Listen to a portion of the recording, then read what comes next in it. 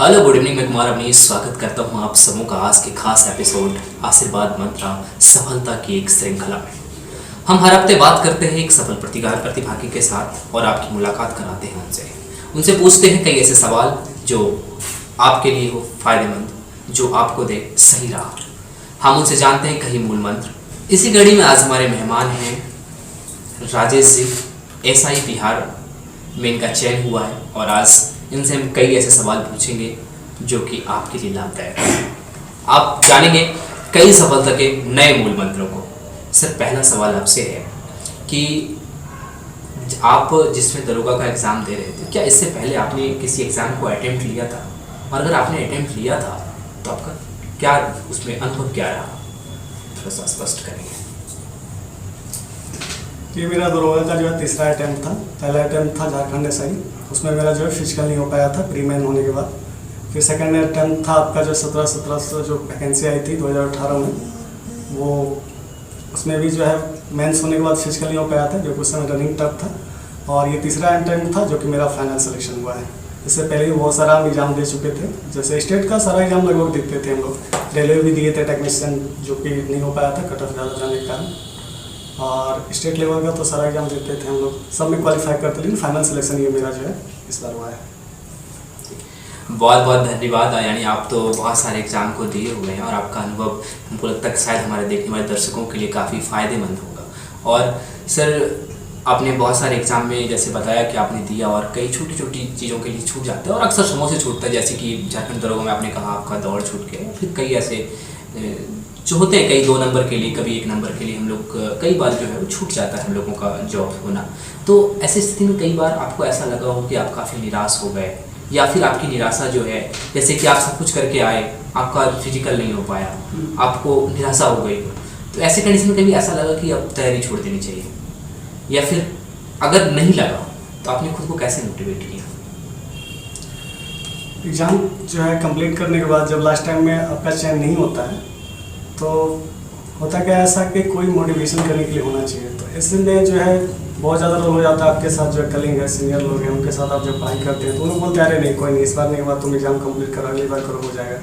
और सबसे बड़ा बात मोटिवेशन तो हम लोग करते थे जो आशीर्वाद कोचिंग के संस्थान के संस्थापक गोपाल कृष्ण झा भी हैं, और इनके पास आने के बाद लगता नहीं था कि नहीं जॉब नहीं होगा। ये बोलते थे अरे कोई बात नहीं, ये नहीं हुआ तो कोई दिक्कत नहीं, अगला बार बहुत अच्छा, इससे अच्छा जॉब होगा, बस लगे रहिए। तो ये सब मोटिवेशन का जो है कारण है जो आज हम लोग यहाँ तक पहुँचे। तो यानी ये कह सकते हैं कि अगर आपको कभी डिमोटिवेशन जैसा कोई ऐसा लगे कि आप डिमोटिवेट हो रहे हैं, या फिर अगर आप कभी उदास हो जाएं अपने चयन से लेकर, तो हम लगता है कि आपके सीनियर आपको बेहतर सहयोग करते हैं। सबसे ज़्यादा हम जो है गोपाल में करते थे, हम लोग आगे डायरेक्ट मिलते थे। बस सीनियर की क्वालिटी जो है पॉजिटिव होनी चाहिए, बेहतर लोग होने चाहिए जो आपके साथ बातचीत करने वाले हैं। तो हमें लगता है, और लगातार मेहनत करने से सफलताएँ तो मिलनी है। 1 नंबर 2 नंबर के लिए असफल होना वो आपकी गलती नहीं है, या फिर 10 नंबर से भी असफल हो जाना आपकी गलती नहीं है, फिजिकल ना होना आपकी गलती नहीं है। बस आप लगातार मेहनत करते रहिए। आपकी गलती तब होगी जब आप मेहनत करना छोड़ देते हैं। तो हम इसी कड़ी में अगले सवाल को सर आपसे लेंगे कि आपने बिहार दरोगा एग्जाम को जो है वो क्लियर किया है और इसके सिलेबस में जीके पर्याप्त मात्रा में मिलता है। तो जीके में कुछ खास ऐसे हिस्ट्री है, ज्योग्राफी है, हर साइड को देखना पड़ता है, उसके साथ साथ करंट अफेयर्स को आपको लेकर चलना होता है। तो आप कौन कौन से बुक को ज़्यादा प्रीफर करते थे, कौन कौन सी किताब आपको लगते थे कि ये छात्रों को करना चाहिए अगर आगे कोई दरोगा बनना चाहता है या उनका जीके मजबूत करना चाहता है, तो आप उसमें क्या सलाह देना चाहेंगे? कोई भी नया स्टूडेंट हो तो मेरे तरफ से एक ही सलाह है, कोई भी बुक पढ़ना चाहिए तो एक बुक पढ़ना चाहिए। और सबसे ज़्यादा अभी बेटर तो हमारे बिहार में की बुक है हुसैन, तो उसमें से आता है जो है सब्जेक्टिव परसेंट आता है, एक ऑब्जेक्टिव परसेंट आता है। उसको कोई भी स्टूडेंट सही तरीके से करे, पढ़ने का तरीका थोड़ा सा जो है चेंज करें। और इसके बाद जो वो कंप्लीट होने के बाद कोई भी बुक पढ़ने के बाद लगता है कि नहीं आप कुछ भी बुक पढ़िएगा लगेगा कि नहीं हम यार ये तो फिर 50% जानते हैं, 50% ही हमको कवर करना है। और जहाँ तक रहा बिहार एसआई का सिलेबस, तो इसमें क्या है कि आपका ट्री में जो है 25 से 30 करंट रहता है, उसका बहुत ज़्यादा रोल होता है आपका पीटी एग्जाम क्वालिफाई करने के लिए। इसके बाद सबसे ज़्यादा वेटेज आता है आपका हिस्ट्री, मॉडर्न हिस्ट्री ज़्यादा रहता है। इसके बाद आपका हो गया पॉलिटी, और अब तो इस बार जो है नया सिलेबस में चेंज आया कि 5 मैथ्स भी था प्री में। और इसके बाद फिर आती है बारी आप मेंस का, तो इतना पर्याप्त टाइम मिलता है प्री के लिए कि आप ऐसा तैयारी कर लें कि मेंस में भी जो आपको जो है ज़्यादा परेशान होने की ज़रूरत नहीं है। मेंस में क्या हो जाता है कि करंट अफेयर्स का भाग नहीं रहता है, उसमें सिलेबस में नहीं दिया गया, लेकिन इसके लिए प्रिपेयर्ड आप रहें कि हो सकता है पूछा जा सके। जैसे कि 29 अगस्त को भी हाल फिलहाल एग्जाम हुआ था एनफोर्समेंट का, DSI का, उसमें करंट का सिलेबस नहीं है, फिर भी उसमें 15 करंट डाला गया। तो प्रिपेयर्ड रहे करंट के लिए। और मैथ्स रीडिंग जो है 12 से 13 मैथ्स रहते हैं, 9 रीडिंग हो गया, और जो उधर का है सारा चीज़ें। एक बात है कि जो भी आप पढ़ें, जैसे एक भी क्वेश्चन ना छूटे, इसके लिए सारा चीज़ आपको पढ़ना है। जैसे पर्यावरण एनवायरनमेंट से क्वेश्चन अगर एक ही आता है तो उसके लिए आपको सारा चीज़ पढ़ना पड़ेगा। आप किसी भी सब्जेक्ट को जो है छोड़ नहीं सकते हैं, सबको जो है गण अध्ययन कीजिए, लगातार जो है मेहनत करना चाहिए। नहीं कि आज जो है बहुत ज़्यादा पढ़ लिए, कल पता चला बंद कर दिए, तो ऐसा नहीं है। डेली मेहनत करें, कम नहीं करें, लेकिन लगातार बने रहने से जो जॉब होगा, इसके लिए जो निश्चिंत है। और बिहार SI का जो है सिलेबस के बारे में तो बताई थी, तो एक प्रेफरेंस पहला जो है लुसेंट हो जाता है। तो अगर एक्स्ट्रा आपको टाइम हो तो NCERT भी आप पढ़ सकते हैं, लेकिन दूसरा लुसेंट आप NCERT बेसिस ही है। तो दरोगा की तैयारी करने वाले छात्रों को हम खासकर देखते हैं, दरोगा और BPSC दोनों ही के कंडीशन में हम देखते हैं कि दोनों में तो GK ही ज़्यादा मात्रा में रहते हैं, तो उसमें दोनों में थोड़ा थोड़ा मैथ रहता है, चाहे दरोगा लें चाहे BPSC लें, 5-10 क्वेश्चन आपको जो है वो देखने को मिलता है। तो ऐसे कंडीशन में हम देखते हैं कि छात्रों को GK को ज़्यादा ध्यान देते हैं और मैथ को इग्नोर कर देते हैं। उनको लगता है कि मैथ तो हमारे सिलेबस का हिस्सा नहीं है, 5-10 क्वेश्चन है, वो 2 क्वेश्चन बन ही जाता है। तो आपको क्या लगता है कि मैथ को इग्नोर करना कहाँ तक सही है? मैथ को इग्नोर करना जो है बहुत ज़्यादा आपके लिए घातक सिद्ध हो सकता है। मैथ एक ऐसा सब्जेक्ट होता है, मैथ्स जो कि आपको जो भी बनाइए आपको सॉलिड नहीं मिलती है। लेकिन GK ऐसा चीज़ है कि आप उसको कर रहे हैं, प्रिपरेशन बार बार डेली देख रहे हैं, फिर भी जो एग्जाम में प्रेशर होने का संभावना जो है ना प्रबल होता है कि आपका गलती होगा ही होगा। लेकिन मैथ्स में क्या है कि आप एक बार प्रैक्टिस कर लेते हैं, तो मैथ में आप जो अगर 20 क्वेश्चन आया तो 20 अगर आप सॉलिड में तो 20 में 20 नंबर बनता है, आपको कहीं इधर है किंतु परंतु नहीं कि आपका नंबर कटेगा। तो मैथ्स आपका जो है अब तो मेरिट का इशू है, तो मेरिट बनाने में बहुत ज़्यादा आपका जो है रोल मैथ्स और रीडिंग का है। जितने बच्चे इस बार हम लोग के साथी लोग थे जिनका मैथ्स में थोड़ा सा वीक था, तो उन्होंने GKS में तो बहुत अच्छा स्कोर किया था। मैथ्स में कुछ गलत किए, जो कि बहुत ज़्यादा सब मेरिट लेके इशू हो गया था। हमारे बहुत सारे साथीगण जो है नहीं कर पाए मेरिट क्वालिफाई, तो बहुत ज़्यादा रोल है। मैथ को आप स्किप नहीं कर सकते हैं, मैथ को बनाना डेली जो है जरूरी है। तो बिल्कुल किसी भी पार्ट को इग्नोर करना आपके लिए भारी पड़ सकता है, यानी हर एक पार्ट को आपको बेहतर तरीके से देखने की ज़रूरत हो। चाहे ये बिहार दरोगा एग्ज़ाम हो, BPSC एग्ज़ाम हो, कोई भी एग्ज़ाम हो, हर एग्ज़ाम में ज़रूरत है कि आप हर एक विषय को बहुत बेहतर तरीके से अध्ययन करें और अपने सिलेबस को ज़रूर देखें। किसी भी पार्ट को आप इग्नोर नहीं कर सकते, क्योंकि एक एक नंबर इतने मायने रखते हैं। वो उनको पूछिए जिनका आधे नंबर से 1 नंबर से जॉब छूट गया, उनके लिए 1 नंबर कितना मायने रखता है उनको पता है। इसलिए किसी भी पार्ट को आप बिल्कुल नज़रअंदाज नहीं कर सकते हैं, छोड़ नहीं सकते हैं। तो आज हमारे साथ जो जवान हैं, जो पुलिस बल में जा रहे हैं, हम इनको बहुत सारी बधाई देंगे, लेकिन एक सवाल जरूर हम पूछेंगे कि हम फिजिकल को लेकर तो हम पढ़ रहे हैं, लेकिन हमारी फिजिकल को लेकर तैयारी कैसे होनी चाहिए? कितने दिन पहले से आपने तैयारी शुरू की थी फिजिकल को लेकर, ये हम इनसे जानना चाहेंगे। फिजिकल में तो इस बार बहुत ज़्यादा टाइम मिल गया कोरोना काल को लेकर, लेकिन इतना टाइम नहीं मिलता है, मैक्सिमम जो है 4 दिन टाइम मिलता है।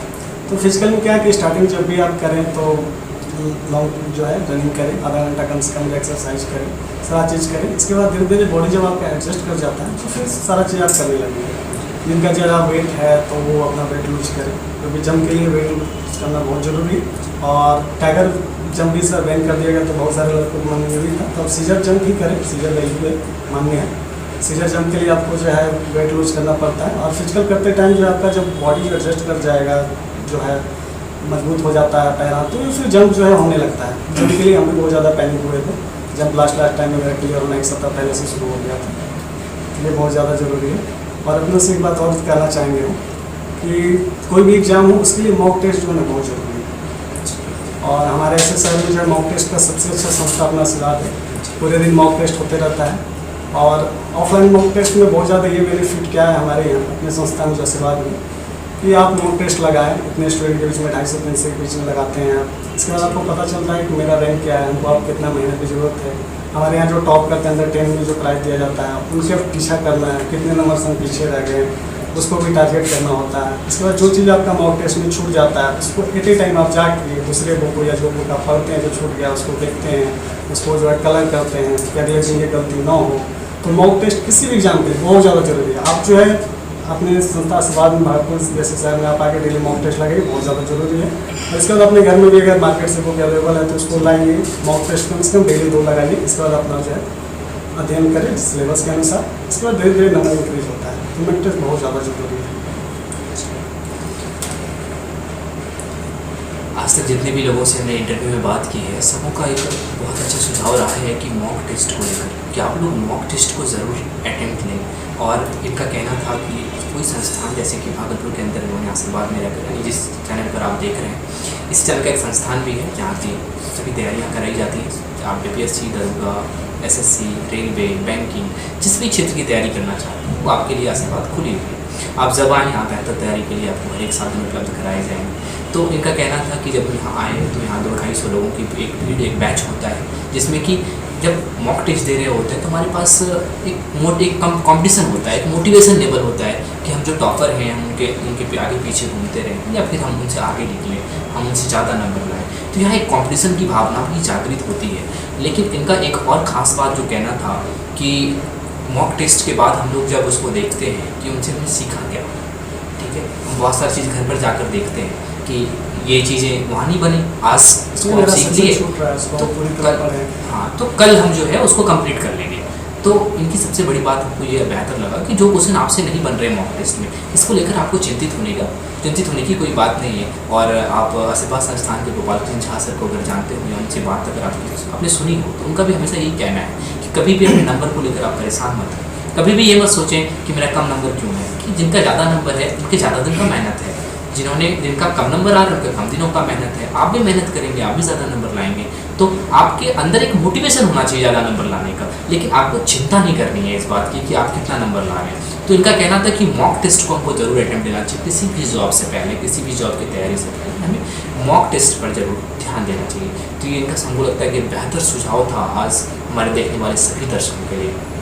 तो हमें लगता है कि इन्होंने जो है सब सारे सवाल के जवाब बहुत बेहतर तरीके से दिए हैं और ऐसा जवाब दिया है कि जो आपके लिए काफ़ी फ़ायदेमंद हो।